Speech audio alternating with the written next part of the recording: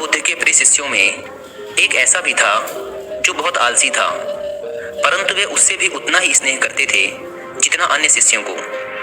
एक दिन गौतम बुद्ध ने उस शिष्य को एक कथा सुनाते हुए कहा, किसी गांव में एक ब्राह्मण रहा करता था। वह बहुत ही अच्छा इंसान था, लेकिन उसके अंदर एक बहुत ही खराब आदत थी, काम को टालने की।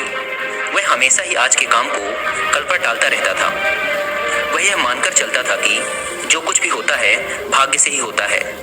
वह बड़ा ही आलसी और कामचोर था। एक दिन एक साधु उसके घर आया।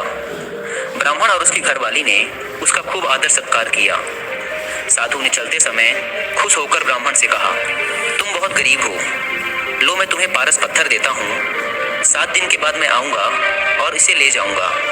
इस बीच तुम जितना सोना बनाना चाहो बना लेना। ब्राह्मण ने पत्थर ले लिया। साधु चला गया। उसके जाने के पश्चात ब्राह्मण ने घर में लोहा खोजा। उसे बहुत थोड़ा लोहा मिला। वह उसी को सोना बनाकर बेच आया और कुछ सामान खरीद लाया। अगले दिन स्त्री के बहुत जोर देने पर वह लोहा खरीदने बाजार गया तो लोहा कुछ महंगा था। वह घर लौट आया। 2-3 दिन बाद फिर वह बाजार गया तो पता चला कि लोहा अब पहले से भी ज्यादा महंगा हो गया है। कोई बात नहीं, उसने सोचा, 1-2 दिन में भाव जरूर नीचे आ जाएगा, तभी खरीदेंगे। किंतु लोहा सस्ता नहीं हुआ और दिन बीतते गए। 8वें दिन साधु आया और उसने अपना पत्थर मांगा तो ब्राह्मण ने कहा, महाराज, मेरा तो सारा समय यूं ही निकल गया, अभी तो मैंने कुछ भी सोना नहीं बना पाया।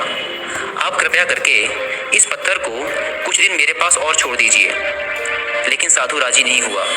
उसने कहा, तुम जैसा आदमी जीवन में कुछ नहीं कर सकता। तुम्हारी जगह कोई और होता तो पता नहीं अब तक कितना सोना बना चुका होता।